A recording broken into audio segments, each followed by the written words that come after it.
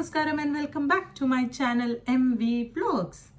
എന്തൊക്കെയുണ്ട് വിശേഷം? എല്ലാവരും സുഖമായി ഹാപ്പി ആയിട്ടിരിക്കണു എന്ന് വിചാരിക്കണു. ഞാനും ഇവിടെ തിരക്കേടില്ലാതെ ഇങ്ങനെ പോകുന്നു, കുഴപ്പമൊന്നുമില്ല.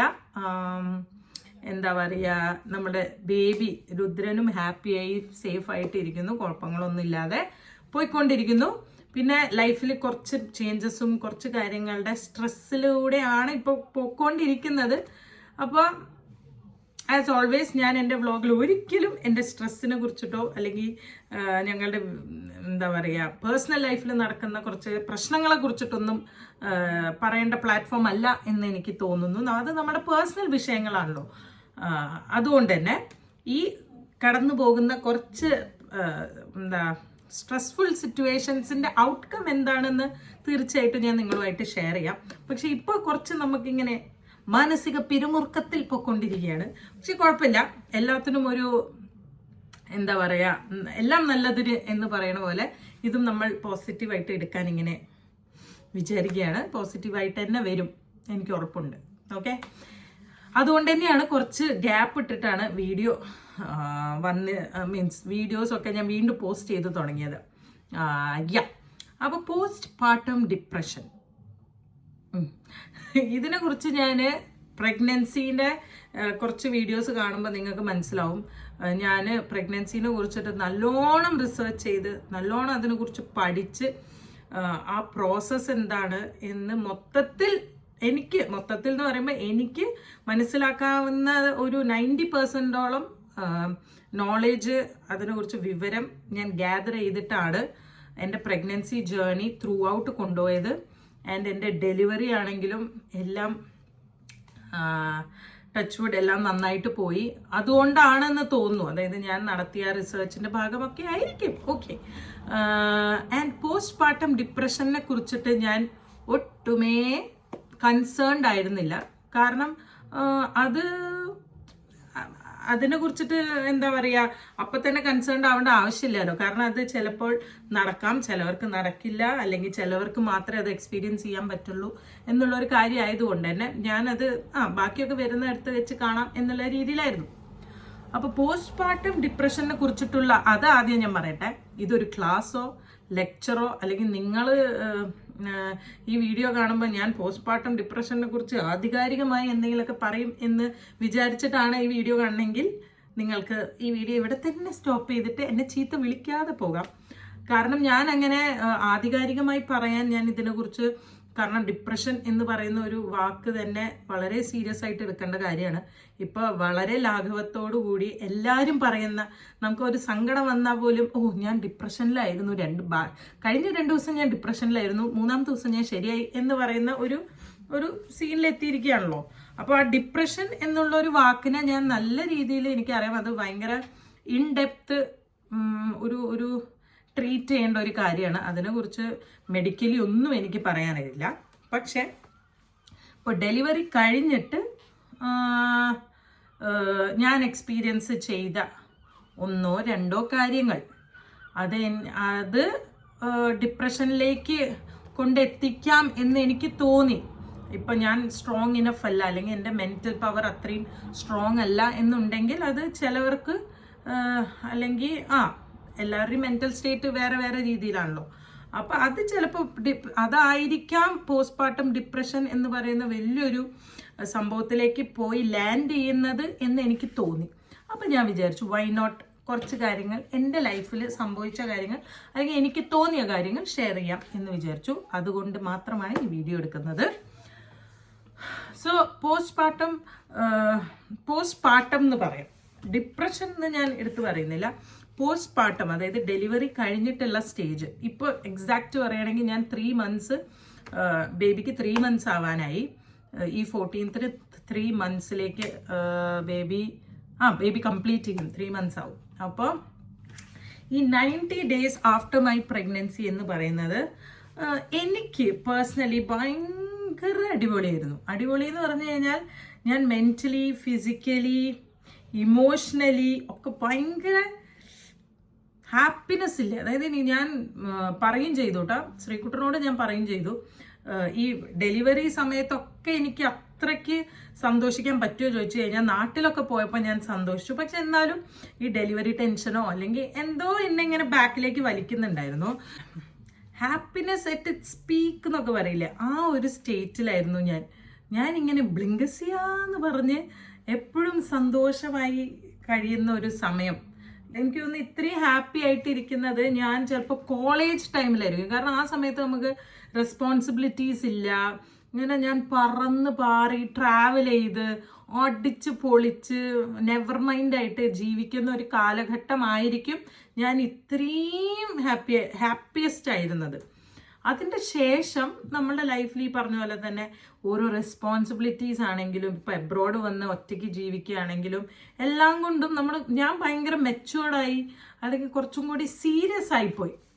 അതാണ് വാക്ക്, സീരിയസ് ആയിട്ട് ലൈഫിനെ അപ്രോച്ച് ചെയ്ത് തുടങ്ങിയപ്പോൾ എൻ്റെ ആ കുട്ടിക്കളി അല്ലെങ്കിൽ എൻ്റെ ആ ഒരു സന്തോഷം അല്ലെങ്കിൽ ആ ഒരു ചാടിച്ചാടി നടക്കുന്ന ഞാൻ നഷ്ടപ്പെട്ടു പോയിന്ന് എനിക്ക് ഇപ്പം തോന്നുന്നു കേട്ടോ. ഞാൻ അങ്ങനെയൊന്നും അല്ലായിരുന്നു, ഞാൻ കുറച്ചുകൂടി അച്ചിൽ ബില്ലായിരുന്നു. പക്ഷെ കുറച്ചു കാലം ഞാൻ അങ്ങനെ ഒരു ഭയങ്കര സീരിയസ് മോഡിലേക്ക് പോയിട്ടുണ്ടായിരുന്നു. അതൊക്കെ മാറിയത് നമ്മുടെ കുഞ്ഞി ചെറുക്കൻ വന്നതിൻ്റെ ശേഷമാണ്. അതുകൊണ്ട് ഞാൻ ഹാപ്പിയാണ് ഇപ്പോൾ. എനിക്ക് തോന്നുന്നു ഈവൻ നമ്മുടെ ലൈഫിൽ ഒരു മിസ്സിങ് ആയതുകൊണ്ട് മേലേന്ന് ഭഗവാൻ തന്നെ വിചാരിച്ചിട്ടുണ്ടാവും, നിങ്ങൾക്ക് ചിൽ ചെയ്യാൻ ഒരാൾ ഇരിക്കട്ടെ, എന്നാലേ നിങ്ങളുടെ ലൈഫ് ഇനി മുന്നോട്ടേക്ക് കുറച്ചും കൂടി ചില്ലാവുള്ളൂ എന്ന് മൂപ്പർക്ക് മനസ്സിലായതുകൊണ്ടായിരിക്കും ആക്സിഡൻ്റലി ആണെങ്കിലും നമ്മളുടെ ബേബിക്കുട്ടൻ വന്നത്. And I M so happy. എനിക്ക് പറഞ്ഞറിയിക്കാൻ പറ്റില്ല, ഭയങ്കര സന്തോഷമാണ്. ആൻഡ് ഇപ്പോൾ എന്ന് പറഞ്ഞു കഴിഞ്ഞാൽ ആദ്യം കിട്ടിയത് പോലെയല്ലല്ലോ, ആദ്യം ഭയങ്കര കുഞ്ഞിതായിരുന്നില്ലേ, അപ്പോൾ നമ്മൾ ഫീഡ് ചെയ്യുക ഉറക്കുക അങ്ങനെയല്ലേ. ഇപ്പം മൂപ്പരാൾ കളിച്ചൊക്കെ തുടങ്ങി, ഭയങ്കര ചിരിച്ച് കളിച്ച് പാട്ടൊക്കെ കേൾക്കുമ്പോൾ അങ്ങ് ബഹളാണ്. അപ്പം നമുക്ക് ഓരോ മൂപ്പരെന്ന് പറയുമ്പോൾ രുദ്രന്റെ ഓരോ ഗ്രോത്ത് കാണുമ്പോഴേ ഭയങ്കര എക്സൈറ്റ്മെന്റും ഭയങ്കര സന്തോഷത്തിലാണ്. Okay, so coming to the point. ഇതിൻ്റെ ഇടയ്ക്ക് എനിക്ക് എക്സ്പീരിയൻസ് ചെയ്ത ഒരു കാര്യമാണ്, പക്ഷെ എനിക്ക് ആ ഒരു സിറ്റുവേഷൻ മൊത്തം എനിക്ക് എക്സ്പ്ലെയിൻ ചെയ്ത് പറയാൻ താല്പര്യമില്ലാത്തതുകൊണ്ടാണ്. പക്ഷെ അത് കഴിഞ്ഞിട്ട് ആ ഒരു ഇൻസിഡൻറ്റ് കഴിഞ്ഞതിൻ്റെ ശേഷം, ഈ ഇൻസിഡൻറ്റ് നടക്കുന്നത് ആഫ്റ്റർ ഡെലിവറിയാണ്. ആൻഡ് ഞാൻ അതിനെക്കുറിച്ച് ഒട്ടുമേ പറയുന്നില്ല, കാരണം അതിൽ കുറച്ച് എന്താ പറയുക, കുറച്ച് കാര്യങ്ങളുണ്ട്. അപ്പോൾ അത് പറയുന്നത് അത്ര ശരിയല്ല. അപ്പോൾ ആ ഒരു ഇൻസിഡൻറ്റ് കഴിഞ്ഞതിൻ്റെ ശേഷം എനിക്ക് മനസ്സിലായി, അതായത് ചിലപ്പോൾ ഈ പറയുന്ന പോസ്റ്റ്മോർട്ടം ബ്ലൂസ് പിടിപ്പെട്ടേക്കാം, അല്ലെങ്കിൽ അതിൻ്റെ ഒരു ലക്ഷണമാണോ, അല്ലെങ്കിൽ ഇങ്ങനെയൊക്കെ തോന്നി നമ്മൾ കണ്ടിന്യൂസ് ആയിട്ട് ആ തോട്ട്സൊക്കെ, അതായത് എനിക്ക് ആ ഇൻസിഡൻറ്റിൽ തോന്നിയ കാര്യങ്ങൾ, സംഭവിച്ച കാര്യങ്ങൾ, അല്ലെങ്കിൽ ഞാൻ റിയാക്ട് ചെയ്ത കാര്യം, അതിനെക്കുറിച്ച് ഞാനും ശ്രീകുട്ടനും ഒത്തിരി ഇരുന്ന് സംസാരിച്ചു കേട്ടോ അതിൻ്റെ ശേഷം. അപ്പം എനിക്ക് മനസ്സിലായത് എന്താ വെച്ചാൽ, ഈ ഒരു തോട്ട് അല്ലെങ്കിൽ അന്ന് ആ ഇൻസിഡൻറ്റിനെ ഞങ്ങൾ ഇവാലുവേറ്റ് ചെയ്ത് ഒരു തേർഡ് പേഴ്സൺ ആയി കണ്ടപ്പോൾ എനിക്ക് തോന്നിയത്, ഇങ്ങനത്തെ ഒരു സാധനം എൻ്റെ മൈൻഡിൽ എവിടുന്നോ വന്നതാണ്. അത് ചിലപ്പോൾ ഹോർമോണൽ ഇംബാലൻസസ് ആയിരിക്കാം, ചിലപ്പോൾ സത്യമായിരിക്കാം, ചിലപ്പോൾ ഞാൻ ഫീൽ ചെയ്തത് ഇൻ റിയൽ ആയിരിക്കാം. അതൊരു റിയൽ ആണോ അൺറിയൽ ആണോ എന്നുള്ളൊരു സിറ്റുവേഷനാണ് ഞാൻ ഫേസ് ചെയ്തത്. അപ്പോൾ അത് ഞാൻ പക്ഷെ ഒട്ടും ഉള്ളിൽ ഇങ്ങനെ ഒതുക്കി നടന്നൊന്നുമില്ല കേട്ടോ. ഞാൻ അത് റിയാക്ട് ചെയ്യണതിൻ്റെ ആ പോയിന്റിൽ ഞാൻ റിയാക്ട് ചെയ്തിട്ടുണ്ട്. അപ്പോൾ റിയാക്ട് ചെയ്ത സമയത്ത് ചിലവർക്ക് സങ്കടം തോന്നിയേക്കാം. കാരണം ഞാൻ യൂഷ്വലി അങ്ങനെയൊന്നും വീട്ടിൽ അല്ലാതെ ഞാൻ പുറമേ ഉള്ള ആൾക്കാരോട് ഭീകരമായി ഷൗട്ട് ചെയ്ത് അല്ലെങ്കിൽ ഭയങ്കരമായിട്ട് എഗ്രഷൻ ഒന്നും കാണിക്കാത്തതാണ്. പക്ഷെ പറയേണ്ട സാധനം ഞാൻ പറയും, കുറച്ച് സ്ട്രേറ്റ് ഫോർവേഡായിട്ട് പറയും, ബോൾഡായിട്ട് പറയുമെങ്കിലും എൻ്റെ ഒരു എന്താ പറയുക എഗ്രസീവ് മുഖമൊന്നും ആരും തന്നെ കണ്ടിട്ടുണ്ടാവില്ല, അത് ഉറപ്പാണ്. പക്ഷെ ആ ഒരു ദിവസം അല്ലെങ്കിൽ ആ ഒരു ഇൻസിഡൻറ്റിൽ എനിക്ക് അങ്ങനെ ഒരു റിയാക്ഷനാണ് എൻ്റെ ഉള്ളിൽ നിന്ന് വന്നത്. ആൻഡ് അത് എന്തുകൊണ്ട് വന്നു? കുറേ നെഗറ്റീവ് തോട്ട്സ് കൊണ്ട് വന്നു. എൻ്റെ മനസ്സിൽ കുറേ കാര്യത്തിൽ ഞാൻ ആ ലൂപ്പിൽ പെട്ടുപോയി.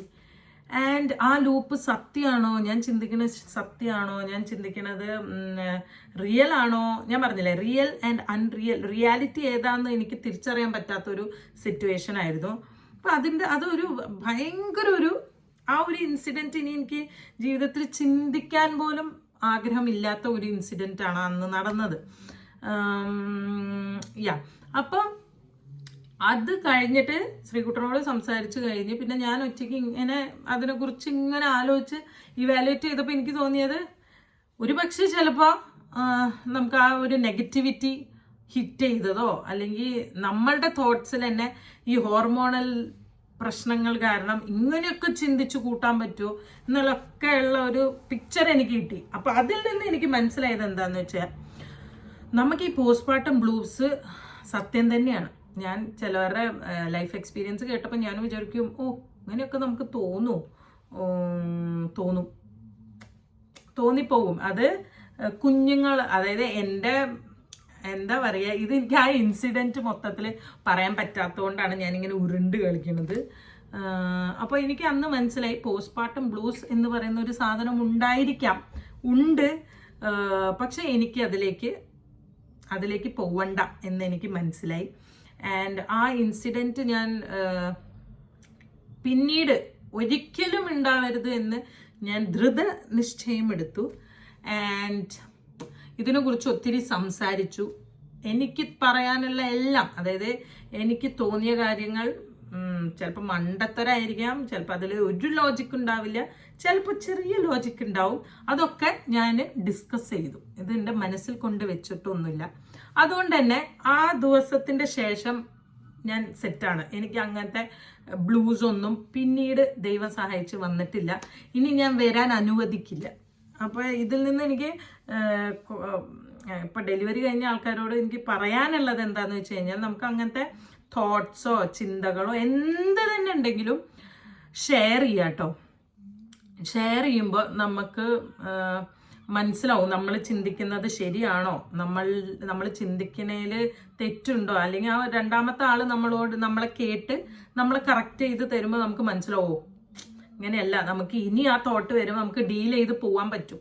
അപ്പം എനിക്ക് തോന്നിയത് നമ്മുടെ മനസ്സിൻ്റെ ഉള്ളിൽ ഇങ്ങനെ വെച്ച് അത് പൊട്ടിത്തെറിക്കണതിൻ്റെ പകരം പോയിന്റിൽ എപ്പോൾ എന്ത് തോന്നുന്നു, ഹസ്ബൻഡാണ് ഏറ്റവും നല്ല ആള് സംസാരിക്കാൻ. അല്ല, നിങ്ങളുടെ ഹസ്ബൻഡ് കൂടെ ഇല്ല, അങ്ങനെയൊക്കെ ആണെങ്കിൽ നിങ്ങൾക്ക് ട്രസ്റ്റ് വർത്തി ആയിട്ടുള്ള ഹസ്ബൻഡോ വീട്ടിൽ ആരെങ്കിലോ ഫ്രണ്ട്സോ ആരാണെങ്കിലും നിങ്ങൾക്ക് ഷെയർ ചെയ്യാം. അപ്പോൾ അത് എൻ്റെ ഒരു പേഴ്സണൽ ഒപ്പീനിയൻ ആട്ടോ. നമ്മൾ ഇതിൽ നിന്നൊക്കെ ഓവർകം ചെയ്യണമെങ്കിൽ അത് മനസ്സിൽ വെച്ചിട്ട് കാര്യമില്ല. ഇതൊക്കെ ഉണ്ടാവും, അത് ഒന്നല്ലെങ്കിൽ ഒരു രീതിയിൽ ഉണ്ടാവും. അപ്പോൾ ഷെയർ ചെയ്യാം. രണ്ടാമത്തെ കാര്യം ഞാൻ പഠിച്ചത് എന്താണെന്ന് വെച്ച് കഴിഞ്ഞാൽ, ഈ ഇൻസിഡൻറ്റ് നടന്നല്ലോ, ഈ ഇൻസിഡൻറ്റ് നടന്നു കഴിഞ്ഞിട്ട് എനിക്ക് അതാണ് ഏറ്റവും കൂടുതൽ എന്നെ സങ്കടപ്പെടുത്തിയ കാര്യം എന്താണെന്ന് വെച്ച് കഴിഞ്ഞാൽ, ഒരാൾ പോലും ചോദിച്ചില്ല. അതായത് ആർ യു ഓക്കെ, എന്താ അങ്ങനെ, അല്ലെങ്കിൽ ഓക്കെ ആണോ, അല്ലെങ്കിൽ എന്താ സംഭവിച്ചത്, അത് സംഭവിച്ചത് എന്താന്ന് ചോദിച്ചു കഴിഞ്ഞാൽ എനിക്ക് പറയാൻ ഇപ്പോൾ ഒരു മറുപടി ഉണ്ട്. ചിലപ്പോൾ അത് അവർക്ക് ഹേർട്ടായിട്ടുണ്ടാവാം, അന്ന് സംഭവിച്ച കാരണം പലതും അവർക്ക് എന്ത് തോട്ട് പ്രോസസ്സിലാണ് അവരത് എടുത്തത് എന്ന് എനിക്കറിയത്തില്ല. പക്ഷേ അറ്റ്ലീസ്റ്റ് ചോദിക്കുമല്ലോ. നമുക്കൊരു അസുഖം വന്നു കഴിഞ്ഞാൽ നമ്മൾ പിറ്റേ ദിവസം നമ്മൾ അറ്റ്ലീസ്റ്റ് നമ്മൾ കൺസേൺഡ് ആയ ഒരാളാണെങ്കിൽ നമ്മൾ ചോദിക്കും, പനി മാറിയോ, ജലദോഷം മാറിയോ, കുഴപ്പമൊന്നുമില്ലല്ലോ എന്നുള്ളൊരു സാധനം. പക്ഷെ എന്നോട് ആരും ചോദിച്ചില്ല. അപ്പോൾ രണ്ടാമത്തെ കാര്യം എനിക്ക് പറയാനുള്ളത്, നിങ്ങൾക്ക് പറയാനുള്ളത് പറയുക, അത് ആദ്യത്തെ കാര്യം. രണ്ടാമത്, നിങ്ങൾ ഇങ്ങോട്ടേക്കൊന്നും എക്സ്പെക്റ്റ് ചെയ്യണ്ട. ഇപ്പം നമ്മുടെ ഫാമിലിയിൽ നിന്നാണെങ്കിലും ഫ്രണ്ട്സിൽ നിന്നാണെങ്കിലും എന്താണെങ്കിലും നമ്മൾ ആഫ്റ്റർ ഡെലിവറി കുറച്ചും കൂടി നമ്മൾ ഇങ്ങോട്ടേക്ക് എക്സ്പെക്റ്റ് ചെയ്യുമല്ലോ. ഹൗ ആർ യു, അല്ലെങ്കിൽ സുഖമാണോ, ഓക്കെ ആണോ എന്നുള്ള ഒരു സാധനം മാത്രം. അല്ലാതെ തലേ കയറ്റി ഇരുത്തണം എന്നല്ല, ഓക്കെ ആണോ എന്നുള്ളൊരു സാധനം ഒത്തിരി പേര് സപ്പോർട്ടീവായിട്ട് നിൽക്കുന്നവരുണ്ട് കേട്ടോ. പക്ഷെ എൻ്റെ കേസിൽ ഞാൻ പറഞ്ഞില്ലേ, എനിക്ക് എൻ്റെ മനസ്സിലുണ്ടായിരുന്ന ആ ഒരു കുറച്ച് പേര് അല്ലെങ്കിൽ കുറച്ച് ആൾക്കാർ അങ്ങനെ എന്നോട് ഓക്കെ ആണോ എന്നൊന്നും ഞാൻ ചോദിക്കണ കണ്ടില്ല. അങ്ങനെയാണെങ്കിൽ എനിക്ക് എക്സ്പ്ലെയിൻ ചെയ്യാം, ഇതൊക്കെയാണ് കേട്ടോ സംഭവിച്ച്, സോറി എനിക്ക് ഇങ്ങനെയൊക്കെ അങ്ങനെയൊക്കെ പറയണമെന്നുണ്ട്. പക്ഷെ യുനോ ഹാപ്പൻസ്. അപ്പോൾ അതാണ് സംഭവം. അപ്പം ഇത് കാരണം കൊണ്ടും എനിക്ക് ഭയങ്കരമായിട്ട് സങ്കടമായിരുന്നു കുറച്ച് ദിവസം. അയ്യോ, അത് ഭയങ്കര തെറ്റിദ്ധാരണയിൽ ഇപ്പോഴും തെറ്റിദ്ധാരണ മാത്രമായിട്ട് നിൽക്കുന്ന ഒരു സാധനമാണ്. അത് ആരും സംസാരിക്കാതെ ആ വിഷയം തീരുമില്ല. പിന്നെ എനിക്ക് അങ്ങോട്ടേക്ക് പോയിട്ട് അയ്യോ ഞാനിങ്ങനെ ഇങ്ങനെ ഇങ്ങനെ ഇങ്ങനെ എന്ന് പറയാനും എനിക്ക് തോന്നിയില്ല. കാരണം അതിൽ കുറച്ച് കാര്യങ്ങളുണ്ട്. സോ അങ്ങനെ ആ കുറച്ച് ദിവസം അല്ലെങ്കിൽ ആ സിറ്റുവേഷൻ ഭയങ്കരമായിട്ട് ഞാൻ എഫേർട്ട് എടുത്തിട്ടാണ് അതിൻ്റെ ഉള്ളിൽ നിന്ന് പുറത്തേക്ക് വന്നത്. ആൻഡ് അതിൻ്റെ ശേഷം ഞാൻ ഒറ്റ ദിവസം കൊണ്ട് ആ പോസ്റ്റ്മോർട്ടം ബ്ലൂവിനെ ഞാൻ അടിച്ചമർത്തി, ഇനി മേലെ വന്നരുത് എന്ന് പറഞ്ഞു. അപ്പോൾ അതാണ് സംഭവം. അപ്പോൾ എനിക്ക് ഈ സങ്കടം തോന്നിയ കുറച്ച് കാര്യങ്ങളാട്ടോ. അപ്പോൾ പിന്നെ പോസ്റ്റ്മോർട്ടം വരാൻ വേറൊരു കാര്യം എന്താ വെച്ചാൽ, നമ്മുടെ എല്ലാവരും പറയണ പോലെ നമ്മുടെ അമ്മമാരുടെ, സ്പെഷ്യലി അമ്മമാരുടെ സ്ലീപ്പില്ല. നമ്മൾ ബോഡി, അതായത് നമ്മൾ ഫിസിക്കലി ഭയങ്കര ടയേർഡായിരിക്കും, മെന്റലി അതിലേറെ നമ്മൾ എക്സോസ്റ്റഡ് ആയിരിക്കും. കാരണം പാല് കൊടുക്കുക, ഉറങ്ങാൻ പറ്റുന്നില്ല, അങ്ങനത്തെ കുറേ സംഭവം. അപ്പം മൊത്തത്തിൽ നമ്മളിങ്ങനെ ഒരു പ്രഷർ കുക്കറിൽ ഇരിക്കണ പോലെ ഒക്കെ തോന്നിയേക്കാം. ഇതൊന്നും എനിക്ക് തോന്നിയിട്ടില്ല. കാരണം വീണ്ടും ടച്ച് വുഡ്, രുദ്രൻ അങ്ങനെ രാത്രി ശല്യപ്പെടുത്തുന്ന ആളല്ല. ആള് നല്ല രീതിയിൽ വന്ന ദിവസം തൊട്ടിട്ട് ഉറങ്ങും. അങ്ങനെ സ്ലീപ്പിന്റെ പ്രശ്നങ്ങളോ അങ്ങനെ ദൈവം സഹായിച്ച് അങ്ങനെ പ്രശ്നങ്ങളൊന്നും ഉണ്ടായില്ല. അപ്പം ഇതൊക്കെ നമ്മൾ മെന്റലി പ്രിപ്പയർഡ് ആവണം, നമ്മുടെ ഉറക്കം. പിന്നെ ഇതൊന്നും നമ്മളെ കൊണ്ട് ഒറ്റയ്ക്ക് മാനേജ് ചെയ്യാൻ പറ്റുന്നില്ല എന്നുണ്ടെങ്കിൽ നമ്മൾ ഹെൽപ്പ് ചോദിച്ചേ പറ്റൂ. ഹെൽപ്പ്, അതായത് ഹസ്ബൻഡ് ആണെങ്കിലും വീട്ടിൽ ആരാണെങ്കിലും കുഞ്ഞിനെ കൊടുത്തിട്ട് എനിക്ക് കുറച്ചു നേരം ഉറങ്ങണം, പാല് കൊടുത്തു കഴിഞ്ഞിട്ട് കിടന്ന് ഉറങ്ങുക, ഒന്ന് ഫ്രീ ആവുക, നിങ്ങൾക്ക് ഇഷ്ടമുള്ള എന്തെങ്കിലുമൊക്കെ ചെയ്യുക, കുറച്ച് സമയം സ്പെൻഡ് ചെയ്യുക. അങ്ങനെയൊക്കെ ചെയ്ത് കഴിഞ്ഞാൽ ഇത് കുറച്ചൊക്കെ നമുക്ക് ഓവർകം ചെയ്യാൻ പറ്റുമെന്നാണ് എനിക്ക് തോന്നിയിട്ടുള്ളത്. ഞാൻ വീണ്ടും പറയണേ, എനിക്ക് അങ്ങനെ സ്ലീപ്പ് പ്രശ്നം ഉള്ള ആളല്ല. പക്ഷെ അങ്ങനെ ഒരു സ്ലീപ്പ് പ്രശ്നം ആയിട്ടുമില്ല. അവൻ നല്ലോണം ഉറങ്ങുന്ന ആളാണ്. പിന്നെ ഇപ്പോൾ കുക്കിംഗ് ഒക്കെ കാര്യത്തിന് അമ്മ നല്ലോണം, ഞാൻ കിച്ചണിൽ പിന്നെ കയറിയിട്ടേ ഇല്ല. അപ്പോൾ എനിക്ക് ബേബീൻ്റെ കാര്യം മാത്രം നോക്കിയാൽ മതി. അപ്പോൾ അങ്ങനെ അതുകൊണ്ട് അങ്ങനെ ഉണ്ട് കാര്യങ്ങൾ. പിന്നെ ഹെൽത്ത്, നമ്മളുടെ ഹെൽത്ത് നമ്മളുടെ അസറ്റാണ്. ഇപ്പോൾ നമ്മൾ വാവ ഉണ്ടായി, ഡെലിവറി ആയി എന്ന് പറഞ്ഞിട്ട് ഒത്തിരി ഒത്തിരി ഒത്തിരി ഒത്തിരി പേരെ എനിക്കറിയാം ആ ഒരു റീസൺ പറയും. അതായത് ബേബി ഉള്ളത് കൊണ്ട് എനിക്ക് സമയമില്ല, ബേബി ഉള്ളത് കൊണ്ട് എനിക്ക് ഇത് ചെയ്യാൻ പറ്റുന്നില്ല, വാവുള്ളത് കൊണ്ട് എനിക്ക് ഇത് ചെയ്യാൻ പറ്റില്ല. അത് വെറും, ഞാൻ പറയണു, ഇപ്പം എനിക്ക് പറയാലോ, കൊച്ചായി കഴിഞ്ഞല്ലോ, അപ്പം എനിക്കറിയാലോ. അപ്പോൾ എനിക്ക് പറയാൻ പറ്റും, നമ്മൾ ഒരു പോയിന്റ് എക്സ്ട്രാ എഫേർട്ട് ഇട്ട് കഴിഞ്ഞാൽ, അല്ലെങ്കിൽ ടൈം നല്ല രീതിയിൽ മാനേജ് ചെയ്യാൻ പറ്റുന്ന ഏതൊരമ്മമാർക്കും സ്വന്തം ഹെൽത്തിനും സ്വന്തം ഫിസിക്കൽ കാര്യങ്ങൾക്ക് എൻഗേജ് ആവാനും നമ്മളൊന്ന് ആക്റ്റീവായിട്ട് ഇരിക്കാൻ വേണ്ടിയിട്ട് നമുക്ക് സമയം കിട്ടും. അത് 100%. നാട്ടിലൊക്കെ ആണെങ്കിൽ അത് പറയേണ്ട ആവശ്യമില്ല. കാരണം നമുക്ക് വീട്ടിൽ ഇഷ്ടംപോലെ ആൾക്കാരുണ്ട്. ഇപ്പം ഇവിടെ അമ്മ മാത്രമേ ഉള്ളൂ. ഇനിയിപ്പോൾ അമ്മ ഇല്ലെങ്കിലും എനിക്ക് ഉറപ്പാണ്, 110% ഉറപ്പാണ്, ഞാൻ എങ്ങനെയെങ്കിലും ഒരു ഷെഡ്യൂൾ ചെയ്തിട്ട് എനിക്കൊരു അരമണിക്കൂറെങ്കിലും എനിക്ക് വേണ്ടിയിട്ടുള്ള സമയം ഞാൻ കണ്ടെത്തും. എനിക്ക് വേണ്ടിയിട്ടുള്ള സമയം എന്ന് പറയുമ്പോൾ എനിക്ക് ആകെ വേണ്ട സമയം ഇസ് ഫോർ മൈ ഫിസിക്. എനിക്ക് എൻ്റെ ബോഡി കൺട്രോളിലേക്ക് കൊണ്ടുവരണം. ഇപ്പം നല്ല രീതിയിൽ, ഞാൻ പറഞ്ഞില്ലേ 80 കിലോസ് ആയിരുന്നു ഞാൻ ഡെലിവറി സമയത്ത്. ഇപ്പം അതൊരു ആഫ്റ്റർ ഡെലിവറി അതൊരു 75-76ലേക്ക് ഡെലിവറി കഴിഞ്ഞപ്പോൾ പോയി. അത് കഴിഞ്ഞിട്ട് അപ്പം തന്നെ ഞാൻ ഒരു ആഫ്റ്റർ 1 മന്ത് തന്നെ ഞാൻ എൻ്റെ ഡയറ്റീഷ്യനും എൻ്റെ ട്രെയിനറിൻ്റെ കൂടെ സ്റ്റാർട്ട് ചെയ്തിട്ടുണ്ടായിരുന്നു. ഞാൻ ലാസ്റ്റ് മന്ത് സ്റ്റാർട്ട് ചെയ്തു എൻ്റെ ഡയറ്റും കാര്യങ്ങളൊക്കെ. പക്ഷെ 2 വീക്സ് എനിക്ക് ചെയ്യാൻ പറ്റിയുള്ളൂ.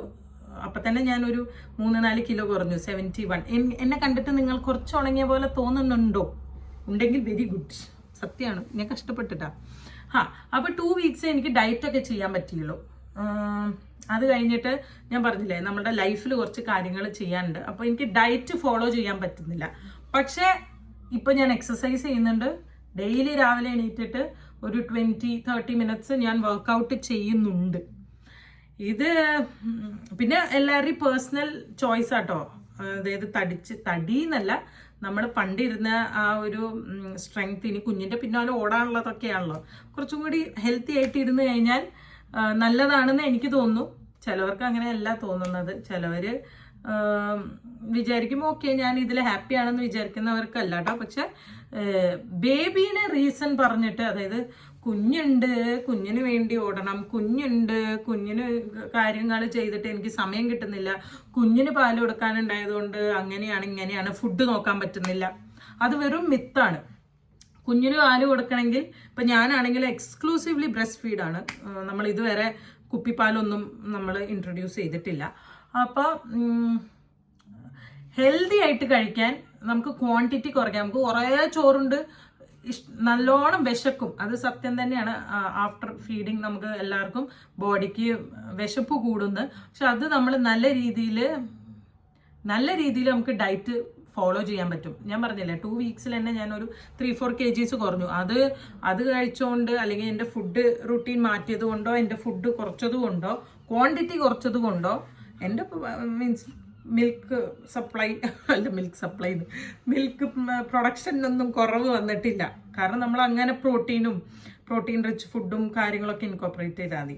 അപ്പം ഏതെങ്കിലും അമ്മമാർ വിചാരിക്കണം അയ്യോ ഫുഡ് കുറഞ്ഞു കഴിഞ്ഞാൽ പാല് കുറയല്ലോ. ഇല്ല, നിങ്ങൾക്ക് പ്രോപ്പർ പ്രോട്ടീൻ കയറി പ്രോപ്പർ പ്രോട്ടീൻസ്, വൈറ്റമിൻസ്, മിനറൽസ് ഒക്കെ കിട്ടിക്കഴിഞ്ഞാൽ പാൽ അങ്ങനെ തന്നെ വരും.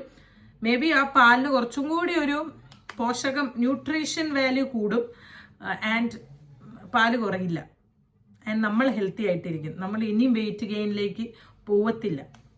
അപ്പോൾ അതും എൻ്റെ ഒരു റിക്വസ്റ്റാണ്. നിങ്ങൾ നിങ്ങളുടെ ബോഡീനെ ഒന്ന് കൺട്രോളിൽ ഇപ്പം പിടിച്ചാലേ നിൽക്കുള്ളൂ. നമ്മൾ കുഞ്ഞിന് 1 വയസ്സാവട്ടെ നമുക്ക് ജിമ്മിൽ പോകാം, അതൊക്കെ ചെയ്യാൻ പറ്റുന്ന ആൾക്കാരുണ്ട് കേട്ടോ. ഇതൊക്കെ എക്സ്ക്ലൂഡ് ചെയ്ത് എന്താ പറയുക, ഒത്തിരി സ്ട്രഗിൾ ചെയ്യുന്ന ആൾക്കാരെ അല്ല കേട്ടോ ഞാൻ പറയുന്നത്. അതായത് എന്തെങ്കിലും ഫിസിക്കലായിട്ട് പ്രശ്നങ്ങളൊക്കെ ഉള്ളവരോടല്ല ഞാൻ പറഞ്ഞത്. പക്ഷെ മടി പിടിച്ചിരിക്കുന്ന ന്യൂ അമ്മമാർ നമ്മൾ മടി പിടിച്ചിട്ട് കാര്യമില്ല. കാരണം ഇപ്പം കയ്യിൽ പിടിച്ചാൽ നമുക്ക് നമ്മുടെ ബോഡീനെ കിട്ടും. കുറച്ച് കാലം കഴിഞ്ഞ് നമുക്ക് നോക്കാം എന്ന് പറഞ്ഞു കഴിഞ്ഞാൽ നല്ല പണി എടുക്കേണ്ടി വരും. ഇപ്പോഴേ ഞാൻ എക്സസൈസ് ചെയ്യുമ്പോൾ ഞാൻ അങ്ങനെ ആലോചിക്കുന്നു, ഈശ്വര ഞാൻ ബാക്ക് ടു എൻ്റെ ഒരു ഫോമിലേക്ക് എത്തണമെങ്കിൽ എന്ത് കഷ്ടപ്പാടാണെന്നറിയോ. അപ്പോൾ അത് ആഫ്റ്റർ 3 months ഇങ്ങനെ. അപ്പോൾ ഞാനൊരു 1 year 2 years കഴിഞ്ഞിട്ട് ജിമ്മൊക്കെ സ്റ്റാർട്ട് ചെയ്യുമ്പോഴേക്കും അപ്പോൾ ഞാൻ വിചാരിക്കും വേണ്ട, ഇതന്നെ സുഖം, കുറച്ച് തടിച്ചൊക്കെ ഇരുന്നാൽ രസമുള്ളൂ എന്ന്. അപ്പോൾ അതും എനിക്ക് തോന്നുന്നു മെൻ്റലി നമുക്ക് നല്ലോണം റിഫ്രഷിങ് ആയിട്ടുള്ള ഒരു സാധനമാണ് ഈ ഫിസിക്കലി ആക്റ്റീവായിട്ടിരിക്കുക. അപ്പോൾ ഇതൊക്കെ ഞാൻ റാൻഡമായിട്ട് ഞാൻ എവിടെ എഴുതി വെച്ച് സംസാരിക്കണമല്ല കേട്ടോ. എനിക്ക് ഈ വിഷയത്തിനെ കുറിച്ച് സംസാരിക്കണമെന്ന് തോന്നി, അപ്പം ഞാൻ സംസാരിച്ചു എന്നേ ഉള്ളൂ. ഇത് റാൻഡമായിട്ട് നിങ്ങൾക്ക് ചിന്നിച്ചെതറിയാണ് ഞാൻ സംസാരിച്ചതെങ്കിൽ വളരെ മനസ്സുകൊണ്ട് ഒരു ഫ്രണ്ടിനോട് സംസാരിക്കണ പോലെ സംസാരിച്ചു എന്നേ ഉള്ളൂ. അപ്പോൾ കുറച്ച് കാര്യങ്ങൾ വീണ്ടും ഞാൻ പറയുന്നു, ന്യൂ മോംസ് ആണെങ്കിൽ നിങ്ങൾക്ക് എന്തെങ്കിലും മാനസികമായി മെൻ്റലി എന്തെങ്കിലും ഫ്രസ്ട്രേഷൻ, സ്ട്രെസ്സും കാര്യങ്ങളൊക്കെ ഉണ്ടെങ്കിൽ, എന്തെങ്കിലും നിങ്ങളെ നെഗറ്റീവ് തോട്ട്സ് അലട്ടുന്നുണ്ടെങ്കിൽ നിങ്ങൾ അത് പ്ലീസ് ആരോടെങ്കിലും ഷെയർ ചെയ്യുക, സംസാരിക്കുക അതിനെക്കുറിച്ചിട്ട്. അത് ലെറ്റ് ഗോ ചെയ്യുക. എന്നിട്ട് ആ തോട്ട് പിന്നെ നിങ്ങളെ ഹോണ്ട് ചെയ്യുന്നുണ്ടെങ്കിൽ അതെങ്ങനെയാണ് അതിൽ നിന്നും പോകേണ്ടത്, ജസ്റ്റ് ഒരു തോട്ടാണെന്നുള്ള രീതിയിൽ അത് മാറ്റി വെക്കാനുള്ള ഒരു സംഭവം നമ്മൾ തന്നെ കണ്ടുപിടിക്കണം. അല്ലെങ്കിൽ ആ പോസ്റ്റ്പാർട്ടം ബ്ലൂ എന്ന് പറയുന്നത് ഭയങ്കര സ്ട്രോങ് ആയിട്ട് വരുന്നൊരു ഇമോഷനാണ്. അത് നമുക്ക് എന്തോ പറയല്ലോ, മുളയിലേ നുള്ളിക്കളയേണ്ട സാധനമാണ്. അപ്പോൾ ആ മുളയിലേ നുള്ളിക്കളഞ്ഞില്ലെങ്കിൽ അതൊരു മരമായി വളരും. അപ്പോൾ അത് നമ്മൾ അനുവദിക്കരുത്. രണ്ടാമത്തെ കാര്യം, ആരും ഇങ്ങോട്ടേക്ക് വന്ന് നിങ്ങൾ സുഖമാണോ, സുഖമല്ലേ, അതല്ലേ എന്നൊക്കെ നിങ്ങൾ എക്സ്പെക്റ്റ് ചെയ്യുമായിരിക്കും. പക്ഷെ അങ്ങനെ പറഞ്ഞിട്ടില്ലെങ്കിലും അത് കൂടുതൽ മനസ്സിലേക്ക് എടുക്കരുത്. കാരണം എല്ലാവരോടും ഇപ്പം നമുക്ക് നമ്മളുടെ വീട്ടുകാരും അല്ലെങ്കിൽ ഹസ്ബൻഡും പേരൻസൊക്കെ ഉണ്ടാവുള്ളൂ. എത്ര പറഞ്ഞാലും എൻ്റെ കേസിൽ കേട്ടോ എക്സെപ്ഷണൽസ് ഉണ്ട്. എൻ്റെ കേസിൽ എനിക്ക് അങ്ങനെയാണ് തോന്നിയിട്ടുള്ളത്. ആർക്കും നമ്മളുടെ ഒരു ഉള്ളിൻ്റെ ഉള്ളിലുള്ള കാര്യം ഭീകരമായിട്ട് മനസ്സിലാവത്തില്ല എന്ന് എനിക്ക് തോന്നുന്നു. എസ്പെഷ്യലി ഞാനൊക്കെ കൂടുതൽ എക്സ്പ്രസ് ചെയ്യാത്ത ആളാണ്. അപ്പോൾ അവർ വിചാരിക്കും ഓ ഭയങ്കര ജാടയാണ്, അല്ലെങ്കിൽ ഭയങ്കര ഇതാണ് അതാണ്. പക്ഷെ അങ്ങനെയല്ല. സോ രണ്ടാമത്തെ കാര്യം, നിങ്ങളെ തന്നെ ഹാപ്പി ആക്കി വെക്കുക. മൂന്നാമത് ഒരാൾക്ക് ഹാപ്പിനെസ് നിങ്ങളെ ഹാപ്പി ആക്കും എന്ന് വിചാരിക്കരുത്. മൂന്നാമത്തെ സംഭവം, ഫിസിക്കലി ആക്റ്റീവായിട്ടിരിക്കുക. കുറച്ച് വർക്കൗട്ട് അല്ലെങ്കിൽ എന്തെങ്കിലും കുറച്ച് മ്യൂസിക് വെച്ച് കുറച്ച് ഡാൻസ് കളിച്ചാലും മതി, അല്ലെങ്കിൽ കുറച്ച് പാട്ട് കേട്ട് കുറച്ച് റിലാക്സ് ചെയ്ത് മെഡിറ്റേഷൻ ചെയ്യുന്നവർക്ക് മെഡിറ്റേറ്റ് ചെയ്ത് അങ്ങനെ ഫിസിക്കലി മെൻ്റലി കുറച്ച് ആക്റ്റീവായിട്ട് ഇരുന്ന് കഴിഞ്ഞാൽ നമുക്ക് ഈ പോസ്റ്റ്പാർട്ടം ബ്ലൂസിനെ കുറച്ചൊക്കെ നമുക്ക് തള്ളിക്കളയാൻ പറ്റും. നാലാമത് diet. Proper diet doesn't mean that you have to eat a lot. നിങ്ങൾ കുറേ ഭക്ഷണം കുത്തിക്കയറ്റി 2 മണിക്കൂർ കൂടുമ്പോൾ കൊച്ചിന് പാല് കൊടുക്കണോണ്ട് കുത്തിക്കയറ്റണം എന്നുള്ള ഒന്നുമില്ല. അത് വെറും നമ്മളുടെ തോന്നലാണ്. ഇനി വീട്ടിൽ അമ്മമാരാരെങ്കിലും അങ്ങനെ പറയുന്നുണ്ടെങ്കിൽ അവരോട് പറയുക, അങ്ങനെയല്ല അമ്മ, ലോകം മാറിയിരിക്കുന്നു. നല്ല ന്യൂട്രീഷ്യസ് ആയിട്ടുള്ള പ്രോട്ടീൻ റിച്ചുള്ള ഫുഡ് കഴിക്കുക. ക്വാണ്ടിറ്റിയിലല്ല ക്വാളിറ്റിയിലാണ് കാര്യം. അങ്ങനെ ആ ക്വാളിറ്റി നമ്മുടെ പാലിലും നമുക്ക് കുഞ്ഞിന് കൊടുക്കുമ്പോൾ പാലിലും ഉണ്ടാവും. അപ്പോൾ ഡയറ്റ് നല്ല രീതിക്ക് ഇനീഷ്യൽ സ്റ്റേജ് തൊട്ടിട്ട് ഒരു 2 months 3 months കഴിയുമ്പോൾ തന്നെ തുടങ്ങിക്കഴിഞ്ഞാൽ നമ്മുടെ ബോഡി നമ്മുടെ കയ്യിൽ നിൽക്കും, അല്ലെങ്കിൽ ആരുടെ കയ്യിലും നിൽക്കില്ല. Okay, so this was my postpartum journey. പിന്നെ ആ ഇൻസിഡൻറ്റ് ഞാൻ വീണ്ടും പറയുന്നു, ഞാനും ശ്രീകുട്ടനും അമ്മയല്ലാതെ ഇത് ഈ ഭൂമിയിൽ നാലാമതൊരാൾ അതറിയാൻ പോകുന്നില്ല. അത് ഞാൻ മറ്റേ ദൃശ്യത്തിൽ പറഞ്ഞ പോലെ അത് ഞാൻ വോട്ടെവർ ദൃശ്യത്തിലെ ഡയലോഗ് പോലെ ഇരിക്കും. അപ്പോൾ അത്രേ ഉള്ളൂ. അങ്ങനെയൊക്കെ പോണു, ലൈഫ് അടിപൊളിയായിട്ട് പോകുന്നു. നല്ല ലോങ് വീഡിയോ അല്ലേ. ഇനി എനിക്ക് വീഡിയോസിലൊക്കെ കുറച്ചുകൂടി ആക്റ്റീവ് ആവണമെന്നുണ്ട്. ഞാൻ ആക്റ്റീവ് ആവും, സത്യം ആവണമെന്നുണ്ട്. അപ്പോൾ if you like this video do like, share and subscribe. And വീണ്ടും ഞാൻ പറയുന്നു, ഇത് ഇങ്ങനെ എഴുതി വെച്ച ഒരു വീഡിയോ ഒന്നുമല്ല. എനിക്ക് പറയണമെന്ന് തോന്നിയ കുറച്ച് കാര്യങ്ങൾ അവിടെയും ഇവിടെയും ഒക്കെ ഞാൻ പറഞ്ഞിട്ടുണ്ട്. ആർക്കെങ്കിലും ഇത് ഹെൽപ്ഫുൾ ആയിട്ടുണ്ടെങ്കിൽ അടിപൊളി. ഓക്കെ, ആൻഡ് എല്ലാ പുതിയ അമ്മമാർക്കും you guys are doing great. നമ്മൾ അടിപൊളിയാണ്, നമ്മൾ അടിപൊളിയായിട്ട് കാര്യങ്ങൾ മാനേജ് ചെയ്യുന്നുണ്ട്. Yeah, bye bye, see you in the next video.